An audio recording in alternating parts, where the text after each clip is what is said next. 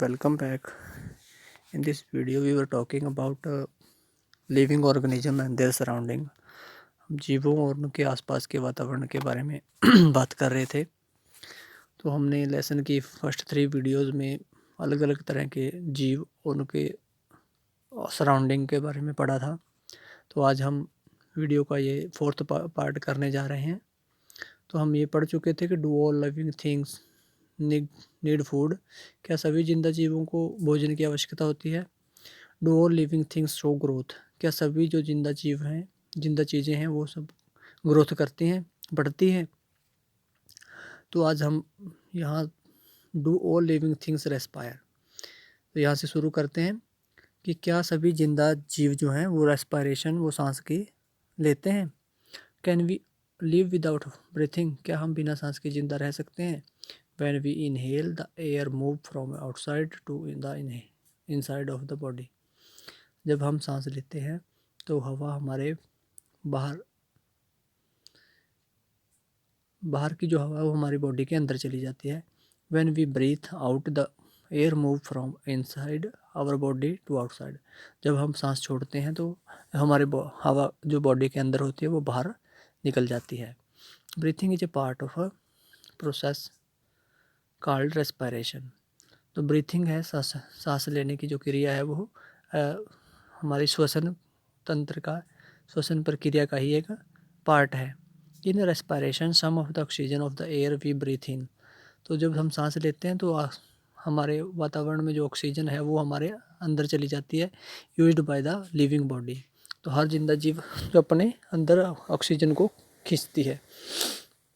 We breathe out the carbon dioxide produced in this process, तो इस process में जो हम इंसान है वो कार्बन डाइऑक्साइड को बाहर फेंक देते हैं, बाहर निकाल देते हैं बॉडी से। The process of breathing in animal like cow, buffalo, dogs, cat is similar to humans. तो जो प्रोसेस हम इंसानों के अंदर होता है ब्रीथिंग का, वही प्रोसेस हमारे जो पशु हैं, काऊ हैं, बुफेलोज हैं, डॉग्स और कैट, इनमें भी हमारे इंसानों की तरह ही वो भी ऑक्सीजन लेते हैं और कार्बन डाइऑक्साइड छोड़ते हैं। Observe any one of this animal while they are taking rest and notice the movement of their abdomen. तो जब ये कोई भी जो जीवों की हमने बात की है, वो जीव जब कहीं पर आराम कर रहे होते हैं तब उनकी पेट की मूवमेंट को नोट करना। This slow movement indicate that they are breathing, तो उनके पेट का जैसे वो सांस अंदर खींचते हैं तो वो फूल जाता है, और जैसे सांस छोड़ते हैं तो वो नीचे दब जाता है।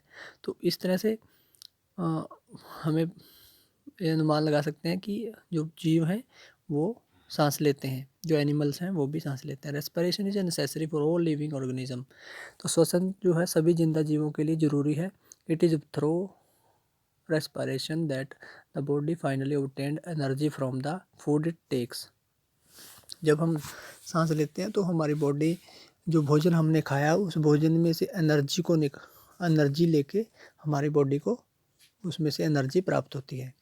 तो सांस के द्वारा वह एनर्जी हमारे बॉडी के अलग अलग भागों तक पहुंचती है और ब्लड में वो मिक्स होने के साथ। Some animal may have different mechanisms for the exchange of gases which is a part of the respiration process. कुछ ऐसे जीव भी हैं जिनमें इस श्वसन का अलग ही तरह का जो मैकेनिज्म लगा होता है, जो कि इन गैसों को एक्सचेंज करने का काम करता है। For example earthworm breathe through their skin, जो मिट्टी के कीड़े होते हैं वो अपनी त्वचा से ही सांस लेते हैं, क्योंकि अलग अलग मैकेनिज्म है ना।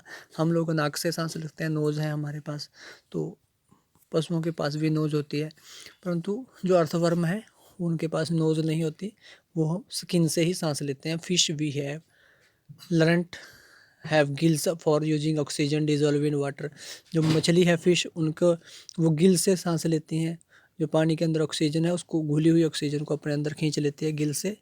The gills absorb oxygen from the air डिजोल्वड in water, जो हवा ऑक्सीजन पानी के अंदर घुली होती है उसको गिल से वो मछली अपने अंदर सोख लेती हैं। डू प्लांट आल्सो रेस्पायर, क्या पेड़ पौधे भी सांस लेते हैं। Exchange of gas in plant mainly take place through their leaves, तो पौधों में जो सांस की प्रक्रिया है वो पत्तों के साथ होती है।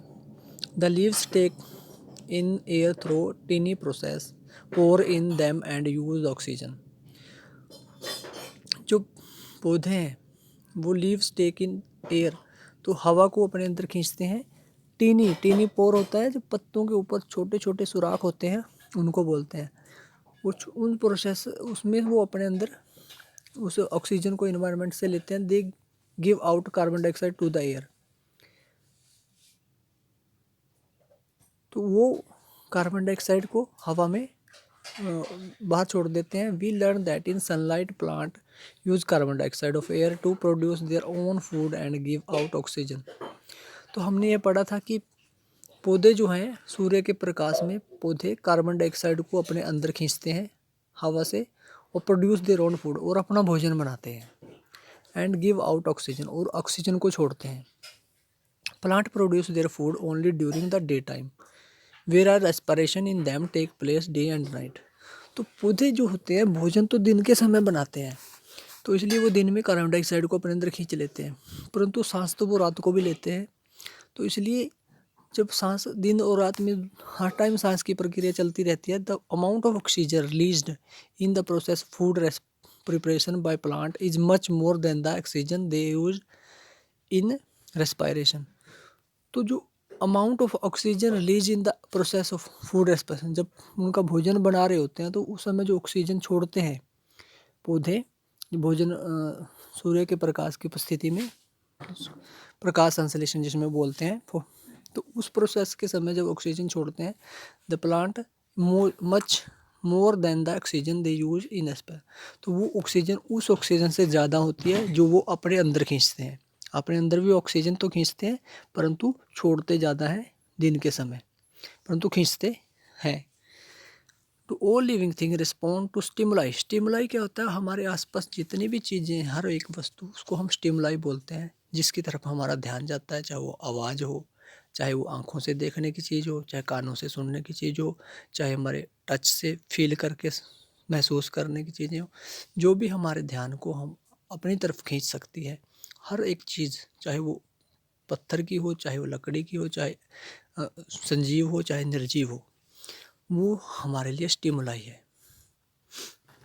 How do you respond if you suddenly step on a sharp object like a thorn while walking barefoot. तो हम रिस्पॉन्ड कैसे करेंगे? तो हाउ डू यू रिस्पॉन्ड, तो हम अगर हमारा पैर चलते समय अचानक से किसी कांटे के ऊपर पड़ जाए, थ्रोन होता है कांटा, थोड़ कांटे के ऊपर अगर पैर पड़ जाए, जो हमारा पैर में अगर हमने चप्पल या स्लीपर या शूज नहीं पहन रखे, तो नंगे पैर हमारा पैर में शार्प कांटा चुभ जाए, तो हम कैसे रिस्पॉन्ड करेंगे? How do you feel when you see or think about your favourite food. जब हम अपने भोजन, तो हमें उस समय कैसा लगता है जब हम हमारे भोजन के बारे में को देख रहे हैं, जो हमारे फेवरेट भोजन है, या उसके बारे में सोच रहे हैं। You suddenly move from a dark place into bright sunlight. जब हम अंधेरे से एकदम से अचानक उजाले में आ जाते हैं, तब कैसा महसूस होता है? व्हाट हैपन, तब क्या होता है?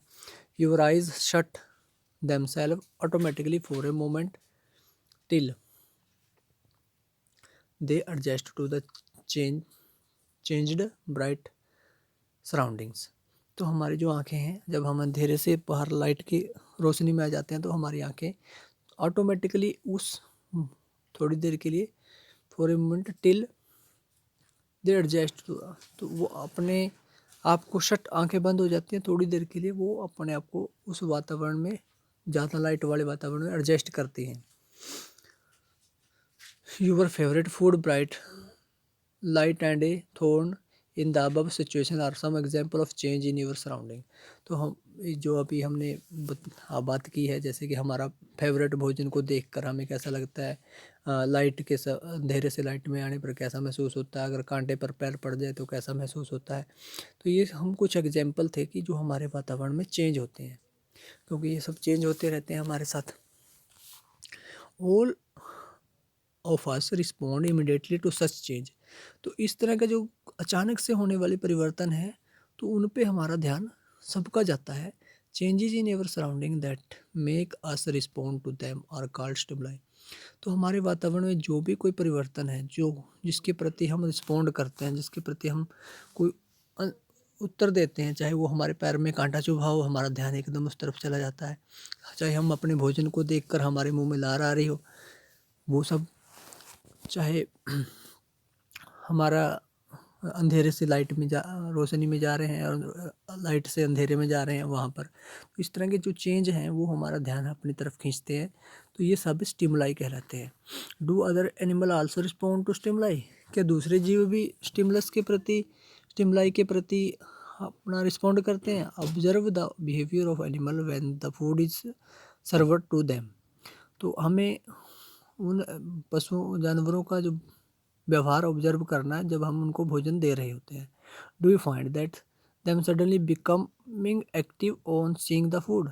क्या आपने देखा कि वो भोजन को देखकर एकदम एक्टिव हो जाते हैं, पहले से ज़्यादा एक्टिविटी करने लग जाते हैं? When you move toward A bird what does it do? जब हम किसी पक्षी की तरफ बढ़ते हैं तो वो क्या करता है? Wild animal run away when bright light is flashed toward them. जो जंगली जानवर हैं, अगर उनकी तरफ लाइट की फ्लैश किया जाए, हम टॉर्च या कोई भी लाइट उनकी तरफ करते हैं तो वो एकदम से वहाँ से भाग जाते हैं। Similarly cockroaches began to move to their hiding place in the light in the kitchen is switched on at night। जैसे ही हम रात का किचन में स्विच ऑन करते हैं तो जो कॉकरोच होते हैं वो एकदम से अंधेरे की तरफ भाग जाते हैं।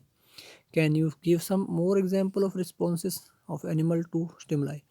तो हम और भी इस तरह के बहुत से स्टिमुलाई हैं जिनके प्रति हम अपने डे टू डे लाइफ में से भी ऐसे बहुत से चेंजों के प्रति अपन खुद के जो रिस्पॉन्ड है वो, और जो जानवरों के व्यवहार हैं उनके प्रति भी हम नोट कर सकते हैं।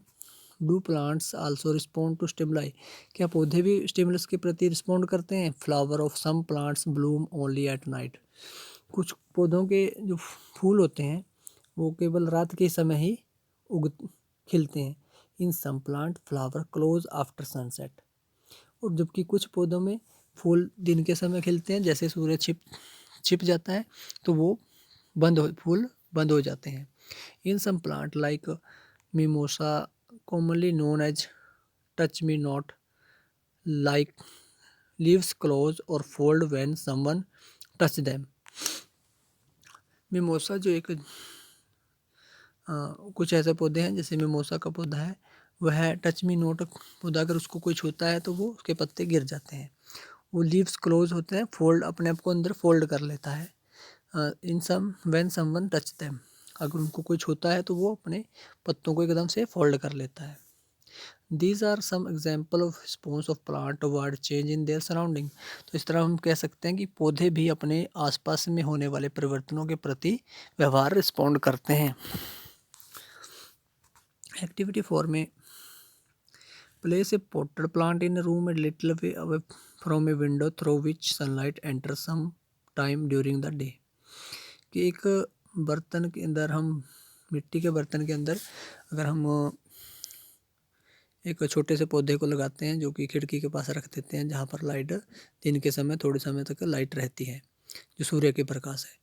Continue watering the plant for a few day, उस पौधे में कुछ दिन तक पानी डालें। Does the plant grow upright, क्या पौधा सीधा उग रहा है? Like plant out in the open, जैसा कि पौधे बाहर खुले में, जो हमारा आंगन है, आंगन में सीधे ऊपर की तरफ बढ़ते हैं। Note the direction in which it bend, तो हमें उस पौधे की डायरेक्शन को देखना है। If it is not growing upright do you think this may be in response to some stimulus? अगर वह पौधा बिल्कुल सीधा नहीं जा रहा है तो हम यह सोच सकते हैं कि this may be in response to some stimulus, कि वह भी किसी स्टिमुलस के प्रति रिस्पॉन्स करता है। All living thing respond to change around them, तो इस तरह से हम कह सकते हैं कि जो भी जिंदा जीव हैं, सभी जिंदा चीज़ें अपने वातावरण के आसपास होने वाले परिवर्तनों के प्रति रिस्पॉन्ड करती हैं, उनको रिस्पॉन्स देती हैं। जैसे कि इस पौधे में दिखाया गया है, जो खिड़की के पास जो ये पौधा है, सूर्य के प्रकाश की तरफ ये मुड़ रहा है।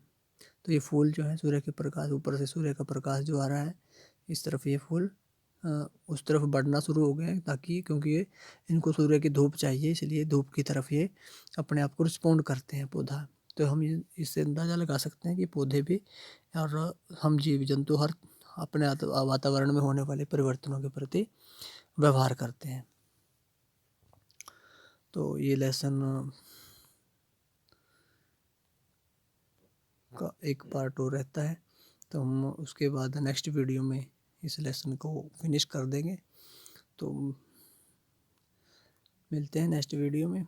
आपको ये वीडियो कैसी लगी आप हमें कमेंट करके ज़रूर बताएं, और अगर आपकी कोई क्वेरी हो तो आप हमसे पूछ सकते हैं। मिलते हैं नेक्स्ट वीडियो में, तब तक के लिए हैव ए गुड डे।